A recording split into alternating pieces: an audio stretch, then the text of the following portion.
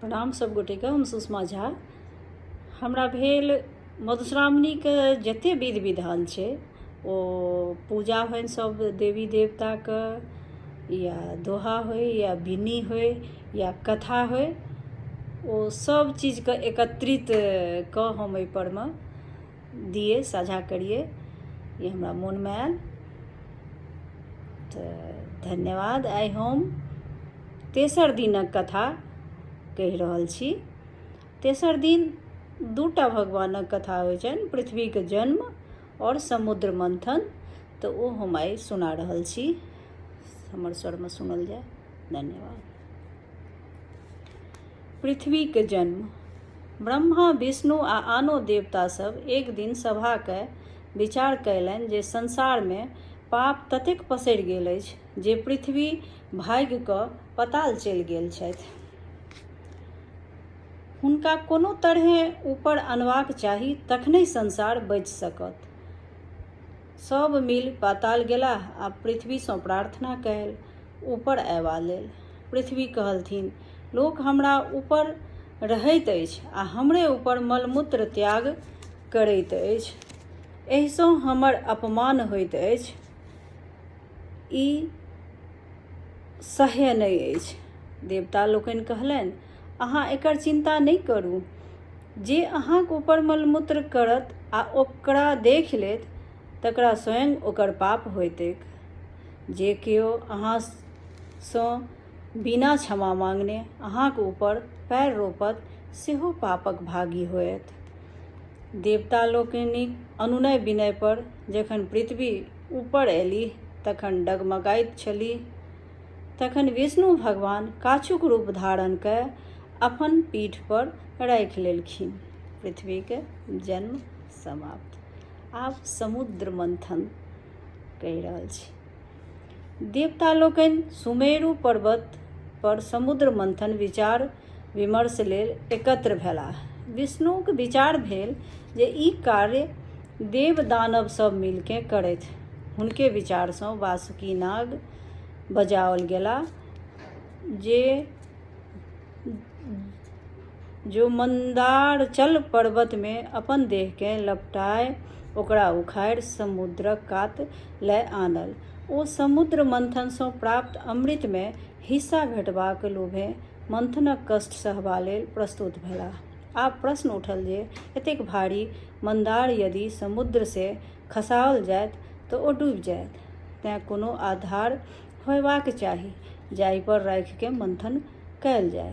ई भार देवता ओ दानवक आग्रह केला पर कर्मराज कच्छप गछि लेलनि। मंदारचलकेँ मथनी बनाओल गेल आ वासुकी नागकेँ ओकर रस्सी। समुद्र मंथन आरंभ भेल। नागक फोंप दिस दानव सब पकड़लनि आ पूछ दिस देवतागण। समुद्र मंथनसँ समुद्रक जीव जन्तु सब पिसाय लागल आ मंदारक ऊपरका गाछ सब आपसी रगड़सँ टूटि टूटि खसय लागल। ओहि रगड़सँ पर्वत पर आगि लागि गेल तऽ ओहि परहक जड़ी बूटी, सोना चांदी, मूंगा मोती आदि जड़ि कऽ भस्म भए गेलै। देव दानवकेँ गर्मीसँ व्याकुल देख इंद्र वर्षा करय लगलाह। वर्षासँ अमृतमय सब भस्म धोखरि धोखरि समुद्रमे खसय लागल। एहिसँ समुद्रक नोनगर पानि दूध भए गेल आ अधिक काल तक मथलासँ घी भए गेल। एहि प्रकारे आरो अधिक काल तक मथलासँ समुद्रसँ लक्ष्मी, सुरा, मदिरा, उच्चैःस्रवा, घोड़ा निकलल जे चंद्रमा लोकनि हथिया लेलनि। तत्पश्चात अमृत लेने धन्वंतरी प्रकट भेलाह। तखन विष निकलल, ओकर दाहसँ देव दानव सब मूर्छित होमय लागल। तखन हाहाकार मचि गेल। अंतमे विष्णुक निहोरासँ महादेव सबटा विषकेँ घोटि गेलाह। ओहो शीघ्रहि बेहोश भए गेलाह। तखन गौरीक निहोरा मिनती पर विषहाराक संग बहुत रास साँप, बिढ़नी, चुट्टी आदि जा कऽ महादेवक शरीरसँ विष निकाललक। अंतमे महादेवक अनुरोध पर कंठमे कनेक विष छोड़ि देलक, जाहिसँ हुनक कंठ कारी भए गेल। तहिएसँ ओ नीलकंठ कहाबय लगलाह। अमृत लेल देवता आ दानवमे झगड़ा होमय लागल। दानव सभक कहब छल जे समुद्र सँ बहरायल सब वस्तु तऽ देवता सब लइए लेलनि, किंतु जाहि अमृत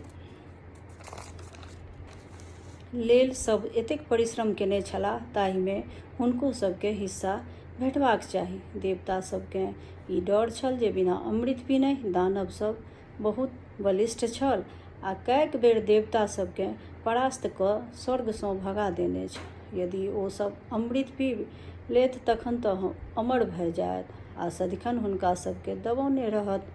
ई सोचि भगवान विष्णु मोहिनी रूप धारण कऽ दानव सबकेँ मोहबाक लेल हुनका सभक आगू ठाढ़ भऽ गेलाह। दैत्य मोहिनी स्त्री सँ मोहित भऽ अमृत उठाए हुनके हाथ में राखि अस्त्र शस्त्र लऽ देवता लोकनिक युद्ध करय दौड़ल।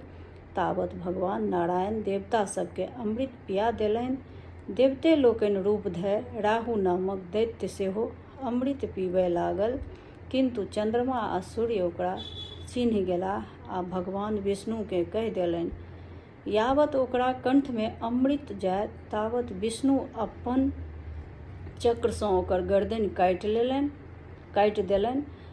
अमृतक स्पर्श भेलाक कारणे ओ मरि नहि सकल, किंतु दुई भाग में विभक्त भऽ मुंड राहु आ धड़ केतु कहलक।